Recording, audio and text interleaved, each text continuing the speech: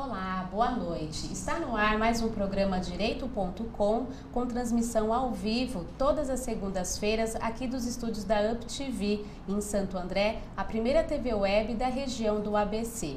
Hoje o nosso programa tem como tema as alterações introduzidas na legislação previdenciária através da medida provisória número 664, agora recente de dezembro de 2014. E para falar sobre esse tema, nós temos o prazer de receber aqui nos nossos estúdios o professor Rodrigo Sodero, ele que é advogado associado da Sodero Advocacia, professor de Direito Previdenciário da Faculdade Legale, professor do curso Êxito da ESA de São Paulo e que nos visita da cidade de Pindamonhangaba, veio direto de Pinda aqui para Santo André.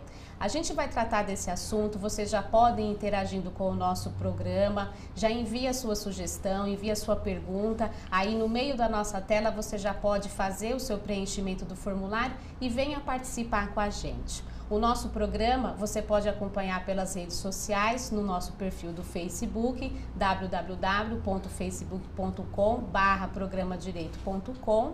Essa transmissão agora é ao vivo, mas lá pela madrugada, amanhã de manhã, você já pode acessar o conteúdo através do YouTube, digitando na barra de pesquisa, programadireito.com, assim como você pode rever também todos os programas anteriores. E antes da gente entrar aqui na nossa entrevista, a gente faz o nosso agradecimento aos nossos patrocinadores. Agradecemos aqui o patrocínio da Bramante Processos Previdenciários, escritório especializado em assuntos previdenciários há mais de 30 anos aqui em Santo André.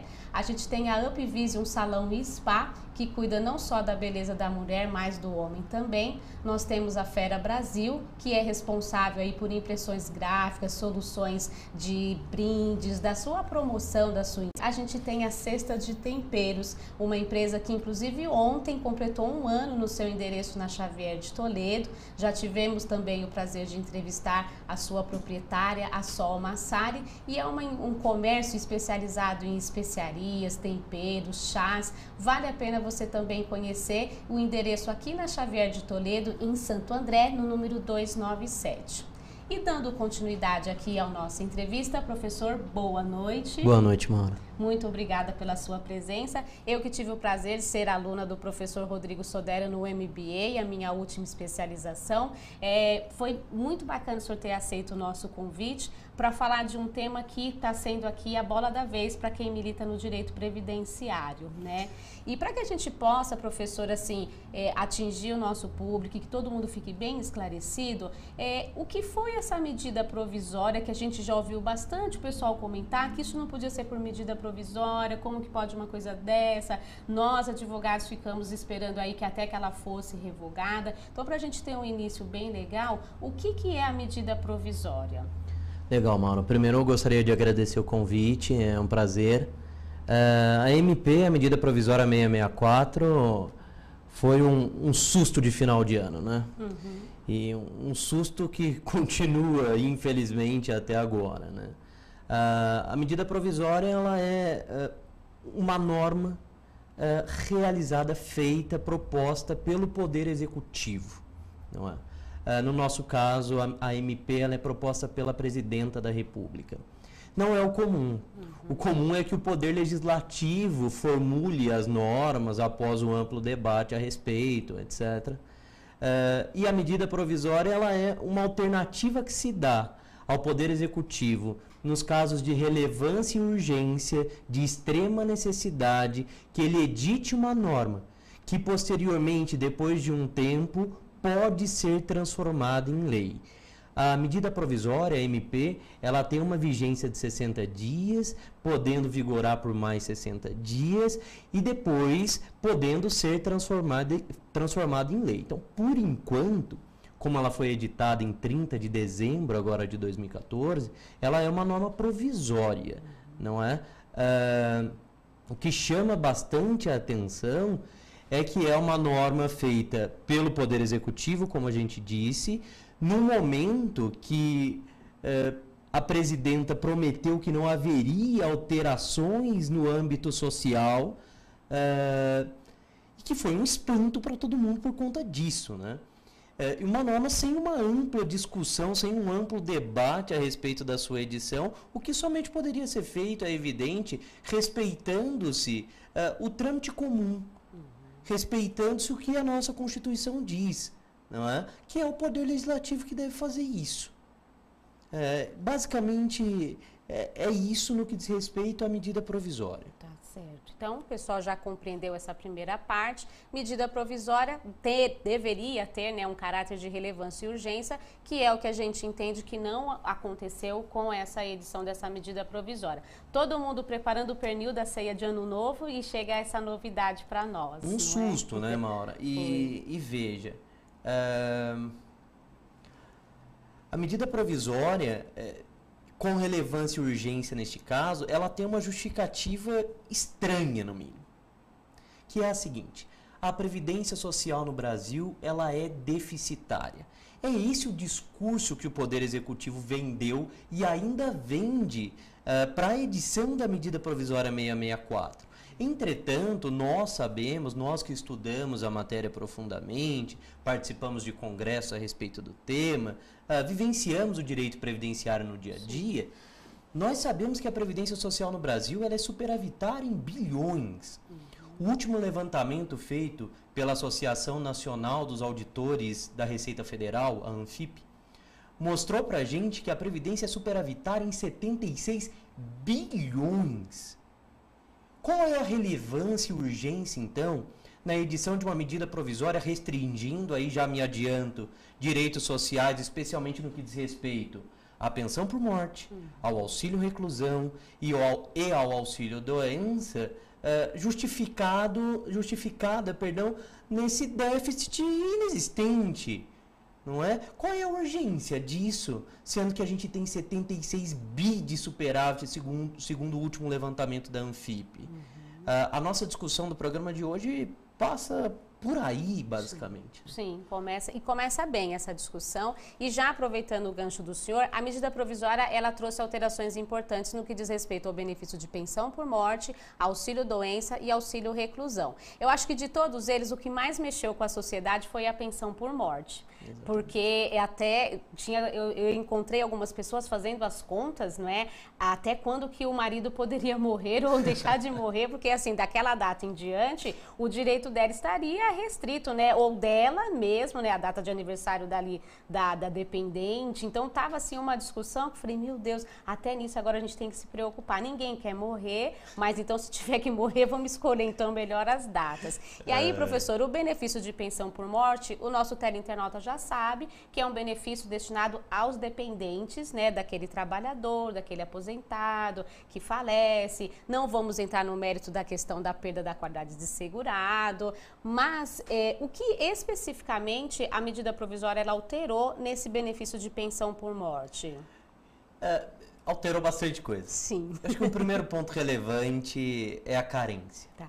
Carência, para quem não sabe, é o número mínimo de contribuições mensais que o segurado deve ter para que ele goze de determinado benefício. E que ele deve ter agora para que o seu dependente goze de determinado benefício. Até então, até a edição da MP, que se Deus quiser não será transformada em lei, esperamos. Oremos, né? Não havia carência para a concessão da pensão por morte. Isso na prática quer dizer o quê? Aquele segurado que trabalhou um dia e sofreu eventualmente, por exemplo, um acidente e veio a falecer, ele deixava a pensão por morte para os seus dependentes. Agora não.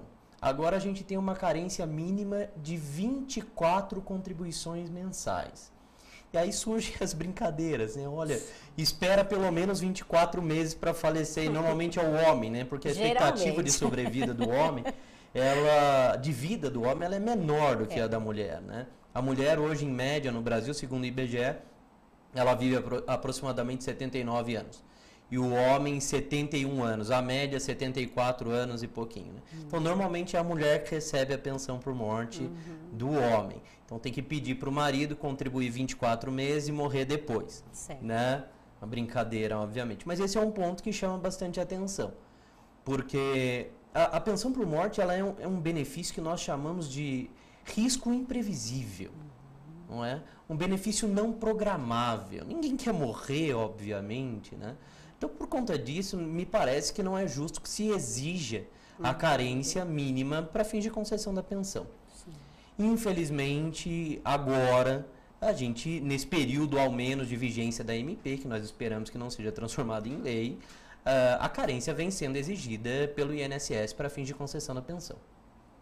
Posso emendar? Deve. Um outro aspecto relevante é o tempo mínimo de duração do casamento ou da união estável para fins de concessão da pensão por morte. Até a edição da medida provisória, isso não era exigido, não é? Bastava que o casal convivesse em união estável por um dia que fosse, por um momento que fosse, ou que fosse casado também por um dia, por um momento, para que a pensão por morte fosse concedida no caso de óbito. Agora não. Agora a medida provisória 664, que altera a lei de benefícios da Previdência Social, exige um tempo mínimo de 2 anos de casamento ou união estável. É bom frisar, de casamento ou união estável, não só de união estável, como alguns estão pensando por aí. Né? Não. Se você, infelizmente, vier a falecer antes de completar os 2 anos de casamento ou união estável, você não deixa a pensão por morte para o seu cônjuge ou companheiro. Novamente, a gente entra naquela discussão, benefício não programável, de risco imprevisto, não é? Onde se exige um tempo mínimo de duração para fim de convivência ou união estável para fins do seu recebimento. A justificativa da Previdência é a seguinte: as pessoas mantêm união estável, mantêm, entre aspas, união estável, ou se casam com a única finalidade de deixar a pensão por morte para alguém. Ou seja, coibir a fraude. Mas não dá para nivelar por baixo, obviamente. O que acontece, e acontece, todos nós sabemos, é exceção. E nos casos de exceção, o INSS deve tomar as medidas que ele entende cabível. Sim, não aonde ele entende, né, que eventualmente há essa intenção, ele vai lá e apura. As né? medidas que ele entende cabíveis, desculpe, deveria apurar, não daria para nivelar por baixo. Sim, né? claro. Um outro aspecto, posso ir emendando Deve. assim, da pensão por morte, das alterações da pensão por morte que chama bastante atenção, é a não mais vitaliciedade da pensão por morte para o cônjuge ou companheiro, em algumas situações. Qual é a ideia da Previdência para a gente entender bem isso?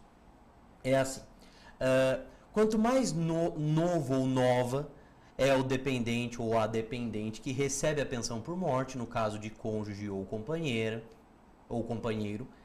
mais chance ele tem de se reabilitar no mercado de trabalho, de iniciar uma atividade que lhe sustente. Essa é a ideia da Previdência Social. Com essa ideia, a Previdência limitou o tempo de recebimento da pensão por morte com a MP 664 por 3, 6, 9, 12 ou 15 anos, dependendo da expectativa de sobrevida desse dependente, cônjuge ou companheiro. E a expectativa de sobrevida do dependente. Porque eu já ouvi alguém falando, alguma coisa assim, de que era a expectativa de vida do falecido. Não. E não é do dependente. Do dependente. Pelo motivo que a gente expôs, né? Veja, a ideia da Previdência é assim, bom, imagine uma menina de 18 anos que que o marido venha a falecer, qual é o tempo que ela tem para se reabilitar e prover o seu próprio sustento sem a necessidade do recebimento da pensão por morte? Segundo a MP 664, nesse exemplo, ela teria 3 anos de recebimento da pensão por morte. Maura, num primeiro momento, isso parece justo. Mas não é a realidade social do nosso país, não é? Limitar o tempo de recebimento da pensão por morte talvez fosse até possível, quando a nossa sociedade chegar num nível de educação, num nível de emprego e bom emprego, num nível social, em suma, diferente do que existe hoje. Não é? Claro. Na Alemanha, na Suíça, na França, talvez isso seja possível, mas no Brasil ainda não é. Para a pensão por morte ser vitalícia, e ainda pode ser, né, o dependente hoje, segundo a tabela de expectativa de sobrevida do IBGE que vigora hoje, teria que ter no mínimo 44 anos de idade. Então imagine o exemplo clássico, né? O marido vem a falecer, fica a esposa, ela tem 44 anos, joia. Para ela a pensão vai ser vitalícia. Ela tem 43 anos, para ela a pensão não será vitalícia. Neste caso seria de 15 anos. Tá? Então a gente tem aí um escalonamento que varia de 3, 6, 9, 12, 15 anos ou vitalícia. Chegar à vitaliciedade. Entendi. Tá? Esses são alguns dos pontos importantes. Tá? E aí, professor, só interrompendo, essas alterações com relação, porque a medida provisória ela foi publicada no dia 30 de dezembro, algumas regras entraram em vigência no momento, outras a partir de determinada data, então de acordo com cada conveniência, com a previsão legal, cada direito, cada alteração, ela teve uma data de início. Com relação ao benefício de pensão por morte, todas essas regras, elas estão valendo desde quando? A maioria dessas regras restritivas, elas passaram a valer a partir de 1º de março agora. Tá. E aí uma curiosidade, professor. A partir de 1º de março, a pessoa ela precisa comprovar 2 anos de casamento ou 2 anos de união estável, o requerente. A contar do dia 1º de março. Então, o casamento daquela data em diante, ou o que eu tenho que provar que lá atrás, antes mesmo dessa data, eu já tenho 2, 4, 6, 8, Sim. 10, seja lá quanto tempo for. É importante a gente esclarecer o pessoal a respeito disso, né? As regras da MP 664, elas levam em conta, para fins de aplicabilidade, a data em que ocorreu o fato gerador do benefício. Em que sentido, Mauro? Se o segurado faleceu até 1º de março de 2015, essas regras restritivas que passaram a valer em 1º de março de 2015 não serão aplicadas para os seus dependentes. Ok? Então esse é um primeiro aspecto, porque as pessoas têm medo. Nossa, mas eu só estou requerendo agora. Tá. Não tem problema você requerer agora. O que vale é a lei vigente, a norma vigente, a época do fato gerador. Pensão por morte, fato gerador é óbito do segurado instituidor da pensão. Esse é um aspecto relevante.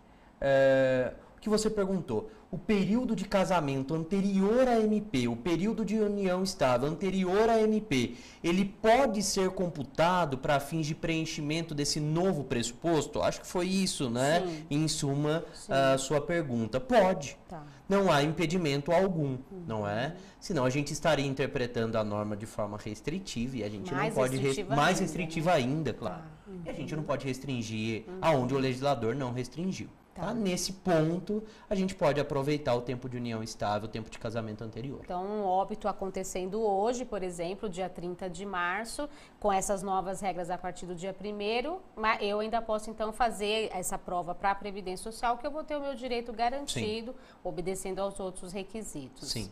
Tá ótimo. O senhor vai emendar? Vou.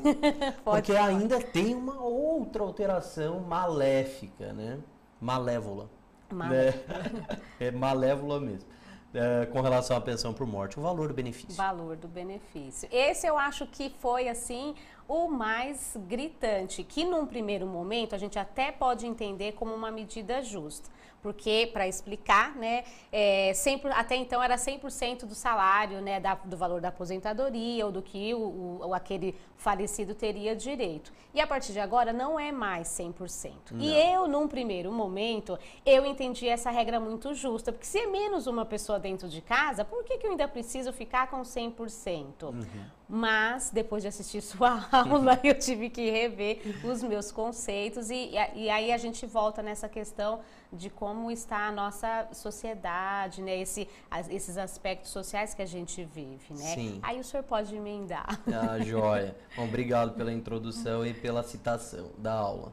A gente tem uma aula no YouTube disponível gratuitamente para os alunos lá, o pessoal do Legale disponibilizou, então quem quiser assistir é só jogar o nosso nome ou acessar a Legale Virtual e consegue assistir. São 2 aulas, minhas e do professor Carlos. Bom, mas vamos lá. Valor da pensão por morte. Qual é o valor base da pensão e isso não foi alterado pela medida provisória. É legal a gente explicar para o pessoal que não conhece, né? Sim. A própria comunidade jurídica tem muita dúvida a respeito disso, né? Acham muitas vezes que o valor da pensão por morte é lastreado no valor do último benefício recebido, tão somente, sem qualquer alteração de percentual, ou no valor do último salário. Bom, vamos explicar isso. Funciona assim. A base de cálculo da pensão por morte é o valor da aposentadoria recebida em vida pelo segurado, vírgula, no caso do aposentado. Sim. Caso o segurado não seja aposentado, a gente simula para ele no momento da aposentadoria, no momento do óbito, uma aposentadoria por invalidez. Como a gente calcula a aposentadoria por invalidez? A gente pega os salários de contribuição dele de julho de 94 em diante. Por que julho de 94? Porque a lei diz que é assim. Atualizamos todos esses salários. Escolhemos desses salários atualizados os 80% maiores salários. E fazemos uma média desses 80% maiores salários de contribuição do indivíduo. Valores sobre os quais incidiu contribuição previdenciária todo mês, né? Fazendo essa média dos 80% maiores salários de contribuição, nós achamos esse valor base. Então veja, se eu tenho um aposentado, como você já sabe, a gente tem o valor da aposentadoria dele como base. Se eu tenho alguém que não era aposentado no momento do óbito, eu simulo a aposentadoria por invalidez e esse vai ser meu valor base. Valor base por quê? Porque em cima disso, em cima desse valor que a gente encontrou como base, ainda incide um percentual. 1%. Até a edição da MP 664, esse percentual era de 100%. Sim. Então, se o segurado recebia R$2.000 a título de aposentadoria, a pensão por morte era de R$2.000. Se a média dos salários de contribuição dos 80% maiores, no caso de um segurado não aposentado, era de R$2.000, o valor da pensão por morte era de R$2.000. E o valor da pensão é dividido, e não mudou nesse sentido, em partes iguais entre os dependentes que têm direito a receber. Por exemplo, segurado vem a falecer, deixa esposa e filho. Metade da pensão por morte para cada um, 50% para cada um. Segurado vem a falecer, deixa esposa e 3 filhos, 4 dependentes, 25% do valor daquela pensão por morte para cada um. Isso não é alterado, não foi alterado. O que altera é o percentual, é o coeficiente de cálculo da pensão por morte, né, com a MP 664. Agora, o coeficiente de cálculo é 50% mais 10% por dependente do segurado. 50% mais 10%. Isso significa o quê? O segurado vem a falecer, deixa somente a esposa, por exemplo, o valor da pensão por morte vai ser 50% mais 10%, que é a cota acrescida por conta dessa dependente, 60% desse valor base. A perda é drástica neste caso, sim, não é? E para a gente poder continuar esse assunto com mais calma, a gente vai agora para os nossos comerciais, mas não saia daí e já vá formulando a sua pergunta para nós. É só um minutinho.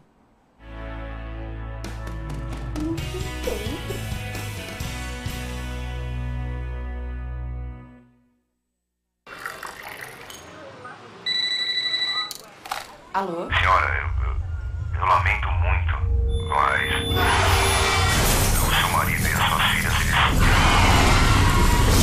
sofreram um grave acidente. A imprudência mata na estrada e fora dela. Dirija com responsabilidade. Seja você a mudança no trânsito. Colocar vidas em risco não é acidente, é crime.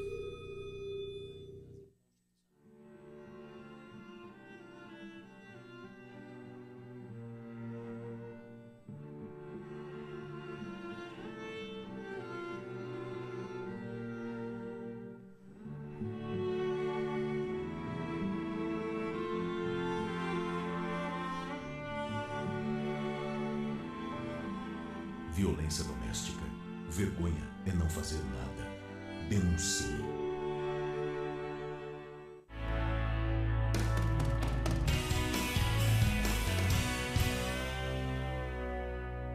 Olá, estamos de volta aqui ao vivo com o programa Direito.com. Temos aqui nos nossos estúdios o professor Rodrigo Sodero e antes do intervalo ele estava explicando para nós e para vocês aí em casa qual foi a atualização que o valor do benefício de pensão por morte sofreu. Então o professor ele explicou que até a vigência dessa medida provisória era 100% do salário do valor de aposentadoria ou da aposentadoria por invalidez que esse trabalhador, que esse esqueci a palavra. Esse segurado, né, deveria, então, estaria ali deixando. E agora, então, teve alteração. 50% mais uma cota de 10%. Foi nesse ponto que o senhor parou. Sim. A gente tem, então, agora o valor da pensão por morte limitado a 50% mais 10% para cada dependente. Aí sim, limitado a 100%. Não podemos ultrapassar esse coeficiente de cálculo de 100%. E eu já ouvi alguns questionamentos no seguinte sentido. Está limitado a 50%, mais uma cota de 10% por dependente. No primeiro exemplo que o senhor passou, o trabalhador faleceu e deixou esposa e um filho. Então, esse benefício ele vai ser calculado em 70%? Isso? Exatamente. Tá. Nesse seu exemplo, 70% do valor base, conforme a gente já explicou aqui. Ah, entendi. E é interessante ressaltar, porque eu já vi um questionamento a respeito, um trabalhador falece, deixa a esposa e deixa 6 filhos. Vai ficar sempre limitado a 100%. Não vai passar a 110%. Sim. Uma outra alteração interessante com relação a isso, Maura, é que funcionava assim. Imagine, por exemplo, que o segurado vinha falecer e deixava a esposa e o filho. A pensão por morte era de 100% e, como eu já expliquei aqui, era dividida entre ambos. Aquele filho, no momento que ele completava 21 anos, normalmente há uma discussão sobre isso, no caso do filho universitário, sobre a extensão da pensão por morte, até que ele acabe o curso, etc. Mas normalmente, até os 21 anos, não só universitário, mas é aquele que cursa ensino técnico também, sim. Bom, mas não é assunto de hoje. Quando ele completava 21 anos, a pensão por morte era cessada. A mãe tinha a reversão dessa cota parte do filho, que era de 50%, toda para ela. Então, ela continuava recebendo a pensão por morte. Imagine que era de R$2.000, era 1.000 para a mãe e 1.000 para o filho. O filho completava os 21 anos de idade e voltava tudo para a mãe. Certo. Agora, com a MP 664, também não é assim. Então, imagine esse exemplo que a gente está utilizando aqui, que é segurado que deixa filho menor de 21 anos e a esposa. O valor do benefício, a princípio, seria de 70% do salário de benefício base, que é o valor da aposentadoria, ou a média dos 80% maiores salários, de julho de 94 em diante, seria 70%, mas no momento que esse filho completasse a idade, Maura, a cota parte dele, que seria a cota adicional dele, para ficar claro, que seria os 10% vindos dele, não se transferem mais para a mãe. Então, a mãe começaria a receber uma pensão por morte a partir do momento que ele completasse os 21 anos, de 60% do valor base, né? Isso não era assim também. Assim, fugindo da nossa realidade, porque não quer dizer que um filho, uma filha completando 21 anos, ele já esteja tão bem financeiramente ao ponto de suprir as suas necessidades e de manter o mesmo padrão que a mãe, então, vinha mantendo junto com ele. É legal a sua observação, até por conta da realidade social, do momento da edição da norma. Sim. Explico. A lei que traz esse limite de idade, esse limite etário, é a Lei 8.213 de 91, gente. 1991. Em 91, obviamente, o grau médio de escolaridade do brasileiro era muito menor do que hoje. Pouquíssimas pessoas, ou melhor, uma minoria das pessoas alcançavam um nível superior. Sim. Hoje em dia, o acesso, graças a Deus, ao ensino superior, né, é muito maior, é muito mais amplo do que antigamente. Vejam, se aquela época, Maura, em 91, no momento da edição da lei, se permitia um recebimento de pensão por morte até os 21 anos, visando suprir a falta daquele mantenedor da família que veio a falecer, com relação àquele filho, ou àqueles filhos. Imagine hoje, não é? Sim. A pensão por morte deveria ser paga por muito mais tempo do que é paga atualmente, porque esse filho, obviamente, necessitaria muito mais do pai E o pai ajudaria certamente muito mais, o pai, eu digo no sentido amplo, o pai ou a mãe, né? Ajudaria muito mais esse filho com relação ao seu estudo. Sim. Por muito mais tempo. Não é? Não condiz, obviamente, com a nossa realidade. Isso, mas né, essa limitação à idade. Sim. E um aspecto que eu achei que foi bem interessante com essa medida provisória, que eu gostaria que o senhor explicasse, com relação à atribuição de cotas para os órfãos, porque teve uma inovação em relação a isso, teve né? Sim, teve sim. Então, na tentativa, ao menos, de fazer alguma coisa boa no meio de tudo isso, né? A MP ela prevê uma cota adicional no caso do órfão de pai e mãe. Órfão é de pai e mãe, obviamente, mas é só para ficar claro, uma redundância necessária. Que não receba pensão por morte do primeiro pai no sentido amplo que veio a falecer. É melhor exemplificar para que vocês entendam. Imagine, por exemplo, uma dona de casa que nunca contribuiu para a Previdência Social, venha a falecer. O filho fica aos cuidados do pai, o filho menor de 21 anos. Obviamente que, como ela nunca contribuiu para a Previdência, nunca trabalhou, não que a dona de casa não trabalhe. Sim, eu entendo. Mas nunca trabalhou formalmente para fins previdenciários, nunca contribuiu, ela não deixa a pensão por morte. O filho fica aos cuidados do pai. Esse pai trabalha, contribui bonitinho, ele vem a falecer. Esse filho, ele é órfão, como eu disse, de mãe e de pai. Não recebe nenhum benefício do primeiro pai que veio a falecer, no caso, a mãe, né? Esse filho teria direito a uma cota extra da pensão por morte. Em que sentido, Rodrigo? No seguinte sentido, a princípio ele é um dependente. Se ficar só ele, por exemplo, ele receberia uma pensão por morte de 60% do valor base. Como ele é filho órfão, ele ganha mais 10% por conta disso. Então, o valor da pensão por morte dele seria, neste caso, de 70% do valor base. A condição é ele ser órfão de pai e mãe e não receber benefício do primeiro falecido. Porque se ele recebesse pensão por morte da mãe, aí é bom deixar claro isso para o pessoal, porque tem muita gente que entende que isso não é possível. Não é, mas é a falta de informação mesmo, porque é possível. É possível o filho receber a pensão por morte do pai e da mãe. Como ele estaria recebendo, nessa hipótese, a pensão por morte da mãe e do pai, não é? Imagine essa mãe que ela contribuísse, por exemplo, como segurada facultativa, dona de casa. Possível. Deixaria a pensão por morte para o filho, o pai veio a falecer, deixaria a pensão por morte para o filho. Neste caso, ele não teria a cota extra. Em contrapartida, ele teria a pensão por morte do pai e da mãe. Né? Mas a pensão por morte do pai, esse último, estaria calculada com base nesse coeficiente novo. No nosso exemplo, ficaria em 60% do valor base. Tá, entendi. Uma coisa que eu achei que o senhor, assim, lógico, a gente vai falando e aí as coisas vão vindo à nossa mente. Existe alguma possibilidade desse quesito dos 24 meses para fins de carência, ele não ser aplicado? Existe, assim, alguma hipótese de morte, alguma coisa assim muito drástica? Existe. Que aí as 24 contribuições não seriam exigidas? Existe sim, Maura.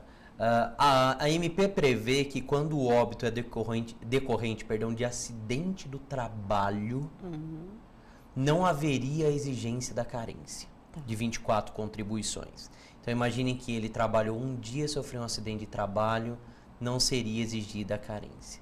Tá, ok? Essa é uma hipótese. Outra hipótese é a seguinte: auxílio doença ou pensão por morte, ou aposentadoria por invalidez. Se o segurado no momento do óbito estiver recebendo auxílio doença ou aposentadoria por invalidez, não será exigida a carência mínima de 24 contribuições para ele. Tá? Então imagine o seguinte: ele trabalhou durante 1 ano, 12 meses contribuídos, se afastou em auxílio doença, infelizmente aquela incapacidade veio a se agravar ao ponto que ele veio a óbito. Né? Imagine que ali ele tinha somente 12 contribuições, recebeu o auxílio doença por 1 mês. a pensão por morte é devida sem a exigência de 24 contribuições mensais a título de carência. Entendi. E assim, a medida provisória, ela estabelece acidente do trabalho. E o senhor entende que assim, é possível a gente obter na justiça, a medida ela é recente, né? Então Sim. assim, agora que os casos estão começando a chegar para nós. Sim. Mas assim, eu ainda não vivi essa situação no escritório. O senhor já viveu essa situação? Ter sido procurado por uma dependente que o esposo, a esposa, né, o filho, faleceu de acidente de qualquer natureza. Infelizmente, ainda não. Estou ansioso para que isso aconteça, Mauro.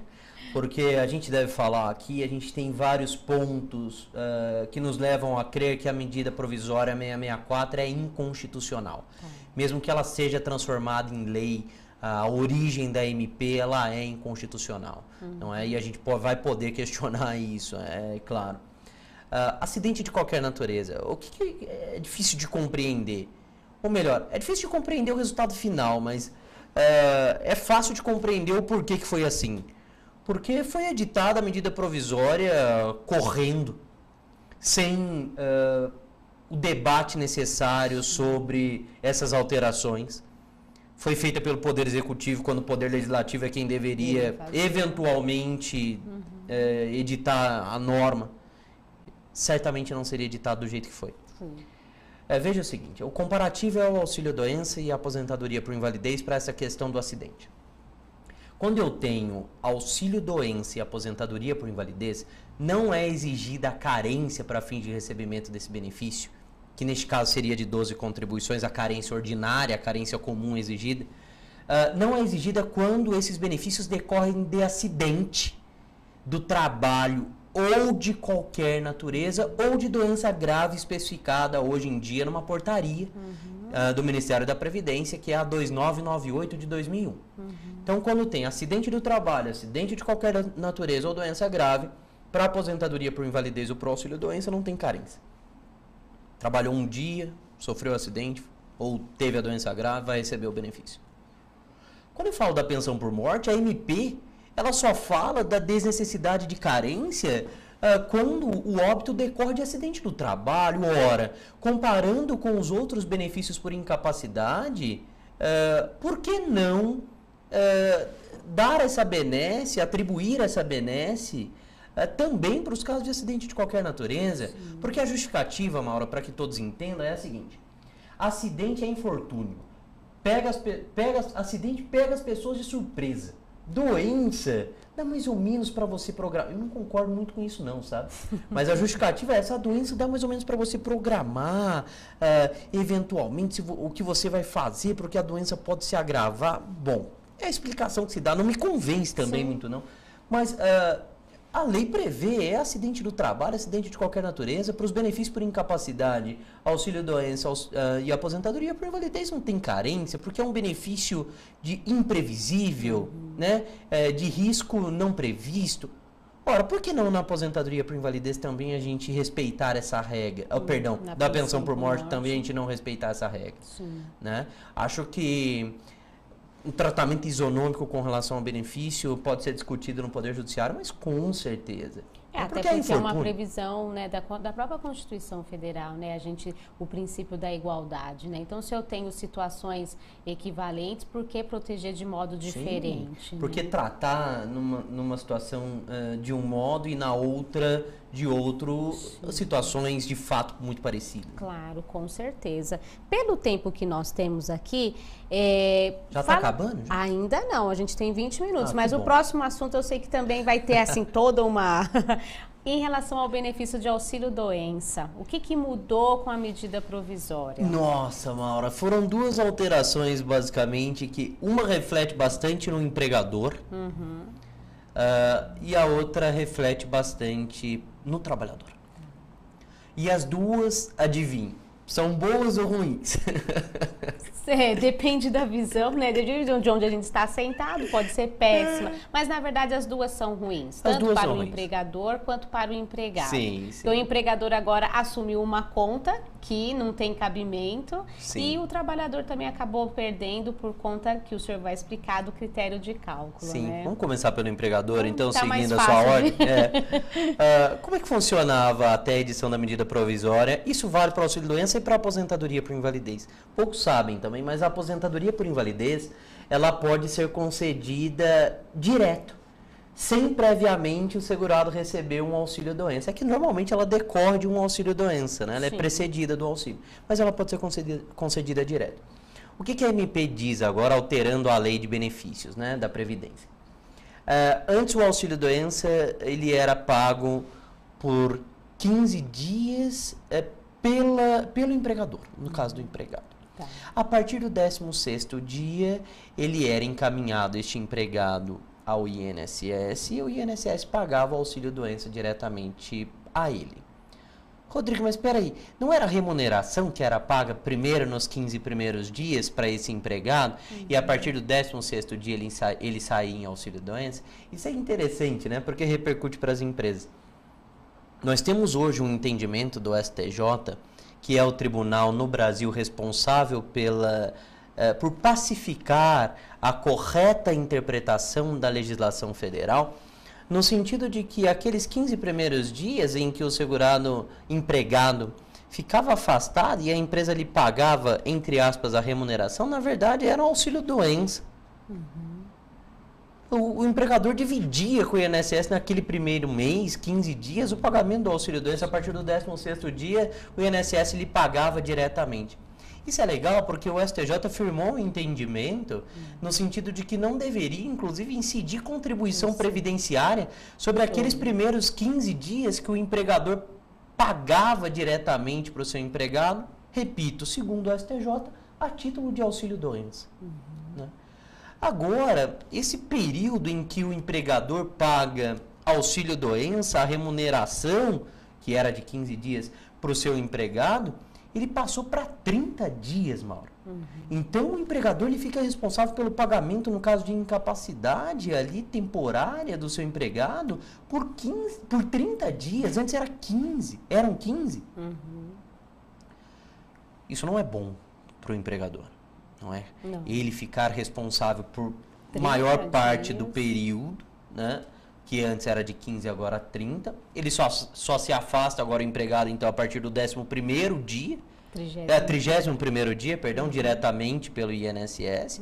O empregador paga por mais tempo e aquele que não discutiu, ainda não discutiu no Poder Judiciário a desnecessidade da contribuição previdenciária sobre os dias que ele paga de auxílio-doença, ele ainda vai pagar a contribuição por mais dias, mano. Detalhe, imagine o seguinte, que você é uma advogada sênior que trabalha lá na Sodero Advocacia, onde eu sou associado, e você ganha 10 mil reais por mês como empregada. Imagine que você fique incapaz, ok? Lá na Sodero Advocacia, eles vão lhe pagar 30 dias de salário. Sem eu ter trabalhado. Sem você ter trabalhado. Então são 10 mil reais que aquele empregador ele vai lhe pagar naquele mês, sendo que ele deveria pagar a metade do período, depois você se afastaria em auxílio-doença pago diretamente pelo INSS. Fora isso, Maura, sobre esse valor que ele vai lhe pagar lá na Sodero Advocacia, vai incidir contribuição previdenciária. Sim. Ele, empresa, vai pagar contribuição previdenciária normalmente, nesses casos, se ele não for optante do Simples, de 20%. Sobre os 20% sobre os 10 mil que você está recebendo. Lógico que isso é gravoso para o empregador. Não é? Lógico que sim. Para o empregado, não. Aí ele tem uma benesse, é claro. Mas para o empregador é gravoso. Vamos ver aí o que vai acontecer com relação à medida provisória, se ela vai permanecer ou não. Mas, independentemente disso, é legal. Para os empregadores que estão assistindo o programa, é totalmente possível que vocês discutam, primeiro, essa extensão, né, porque é feita através de medida provisória e a medida provisória aí não poderia ser a norma instituidora desse aumento de período, né? E além disso, a contribuição incidente sobre esses 30 dias ou 15 dias.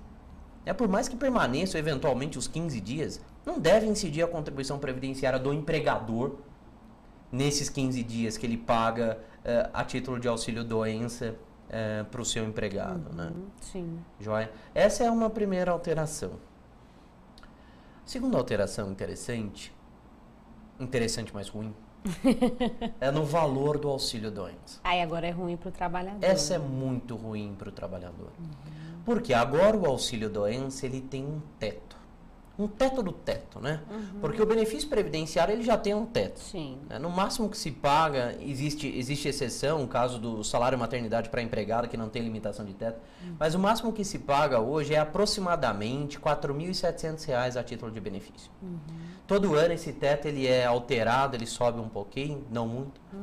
Mas hoje ele está ali aproximadamente em R$ 4.700. O auxílio-doença ele é calculado da seguinte forma. E isso não mudou, tá? Eu tenho uma base de cálculo. A base de cálculo é a média aritmética simples dos 80% maiores salários de contribuição do segurado do período de julho de 94 em diante. Aquilo que a gente já explicou aqui. Para ficar mais claro ainda para o pessoal, imagine alguém que tenha 300 salários de contribuição de julho de 94 até hoje. A gente atualiza todos os salários, que são mensais. Descarta os 20% menores, que neste caso seria o equivalente a 60, os 240 equivalentes aos 80% maiores, a gente somaria os valores dos salários devidamente atualizados e dividiria por 240, acho uma média. Como é que eu calculava antes esse auxílio-doença, né? Eu aplicava sobre o valor dessa média 91%, que é o coeficiente legal do auxílio-doença. Então vamos lá. Eu pegaria esse valor de média, por exemplo, de R$ 2.000, aplicaria 91%, viraria um auxílio-doença de R$ 1.820. Tá. Ok? Esse seria o valor do benefício. Agora, não é assim o cálculo só. Agora é assim, eu faço essa média, o INSS tem feito assim. Eu faço essa média, achei lá os R$ 2.000, tá bom. Agora eu deixo esses R$ 2.000 guardadinho de lado, da média ainda. Vou lá e observo quais foram os 12 últimos salários de contribuição do segurado. Atualizo os 12 últimos salários dele. Se não tiver 12, você pega o quanto tiver nesse período básico de cálculo. Então vamos trabalhar com os 12. Pego os 12 últimos salários de contribuição, atualizo, somo o valor desses 12 últimos salários de contribuição e divido por 12. Faço uma média dos 12 últimos salários. Tá. Aí imagine, Mauro, que aquela pessoa trabalhou e ganhando muito bem durante toda a sua vida. Mas nos 12 últimos meses, ela infelizmente perdeu o emprego, começou a contribuir com valor base salário de contribuição de um salário mínimo. E a média dos 12 últimos salários de contribuição dela é de um salário mínimo. Maura, neste caso, pasme. O valor do valor máximo do benefício dela vai ser de um salário mínimo, porque essa média nossa, ela vai ser limitada ao valor dos 12 últimos salários de contribuição. Então imagine, vamos ver onde a gente parou lá atrás. A média era de R$ 2.000. Eu limito no valor teto da média dos 12 últimos salários de contribuição. Nesse nosso exemplo seria um salário mínimo. Eu ainda aplicaria, segundo a lei, 91% sobre esse valor, mas como nenhum benefício no Brasil pode ser inferior ao salário mínimo, o benefício seria de um salário mínimo. Um absurdo. Com certeza. Um absurdo, né? Com Então, certeza. trabalhador, cuidado. Se você for se afastar em auxílio-doença, a média dos seus últimos salários de contribuição pode complicar a sua vida. Você pode ter uma limitação no valor do seu benefício. E para complicar o nosso programa, anunciaram que a gente tem agora 3 minutos para encerrar a nossa entrevista. Ah, que pena. Nenhum bônus a gente não consegue? 5. Ah, que bom. Conseguimos 2 minutos de bônus para a gente continuar essa entrevista tão bacana com o professor Rodrigo Sodero. Eu só quero chamar aqui os nossos patrocinadores, agradecer a Bramante Processo Previdenciário, a Upvision Salão e Spa, Fera Brasil e agora recentemente a Cesta de Temperos. Agradeço, né, em nome aqui do programa da produção, esse patrocínio, acreditar na proposta do nosso trabalho. E aí, professor, voltando aqui na sua explicação, com certeza isso vai ser uma enxurrada de ações na Justiça Federal, seja lá qual for a competência, né, de acordo com Sim. o local, porque são 2 tetos aplicados, não é? Sim. E assim, o segundo teto por meio de medida provisória. Sim. Então, como pode uma medida provisória na calada da noite, onde não se vê relevância e urgência alguma, estabelecer um teto em cima de um teto que a gente já tem, não é? Não só quanto a isso, eu vou aproveitar para a gente fechar, já que a gente tem poucos minutos. A medida provisória, para mim, ela é claramente inconstitucional. E se ela for convertida em lei, a inconstitucionalidade vai permanecer. Certo. Né? Há algumas questões formais. O primeiro ponto que eu observo é medida provisória sem relevância e urgência é impossível. Quando o Poder Executivo não tem a relevância e a urgência para utilizar a medida provisória e utiliza, ele faz às vezes do Poder Legislativo. E ele não pode fazer isso. Cada poder tem a sua função de acordo com a nossa Constituição. É o artigo 2º lá da Constituição que diz isso, não é? Quando ele faz, às vezes, do Poder Legislativo, ele usurpa a função do Poder Legislativo, a competência do Poder Legislativo. Então, nesse ponto também, ele afronta a Constituição. Outro ponto que chama bastante atenção, e está lá no artigo 246 da Constituição Federal, é que não poderia ser regulamentada via medida provisória, não poderiam ser regulamentadas via medida provisória questões que foram objeto de emenda constitucional no período de 95 até 2001. Até 11 de setembro de 2001. A data limite é 11 de setembro de 2001, a data de início é 1º de abril de 95. Se teve emenda constitucional alterando o direito constitucional, o direito da Constituição, previsto na Constituição, no período de abril de 95 até 11 de setembro de 2001, que é a data de uma outra emenda constitucional, essas alterações não poderiam ser regulamentadas via medida provisória. Isso está escrito na Constituição. E em 98 a gente teve a alteração do artigo 201 da Constituição, que trata dos benefícios previdenciários. Ora, como que o artigo 201 é regulamentado via MP? Não é impossível. Então, aí também eu tenho uma inconstitucionalidade. Outro aspecto, acho que o nosso tempo está acabando, e o último, com relação a essa inconstitucionalidade formal, né, da MP, diz respeito à proibição do retrocesso social. Não é? No Brasil, e aí a citação dos artigos vai especialmente para a comunidade jurídica que está assistindo o programa, não deve haver retrocesso social de forma alguma. O artigo 5º, parágrafo 2º da Constituição e o caput do 7º da Constituição proíbem que os direitos conquistados pelos trabalhadores, Maura, sejam reduzidos. Esses direitos somente podem ser ampliados, não é? E a medida provisória claramente restringe os direitos por tudo que a gente falou aqui. Tem muito mais coisa pra gente falar, mas infelizmente a gente tem um tempo reduzido. A produção terá com certeza que arrumar uma outra pauta, né? Aí agora o senhor já veio de Pinda, já aprendeu, o caminho não vai se perder. Então a produção com certeza vai arrumar uma nova pauta, seja para a gente dar continuidade nesse tema, seja até mesmo para trazer outros, porque o professor Rodrigo Sodero, eu sou suspeita para falar, mas é de uma didática excelente. A minha produtora está aqui fazendo assim como quem diz, caramba! Eu tenho certeza que a professora Adriane Bramante também está muito satisfeita, ela já estava satisfeita com o seu sim. E assistindo aqui a nossa entrevista, não é? Então, a gente só tem a agradecer, professora, a sua presença, todos esses esclarecimentos. Não deu tempo nem da gente entrar com as perguntas, porque era um pecado interromper a sua fala, não é? E eu tenho certeza que o pessoal ficou bem satisfeito.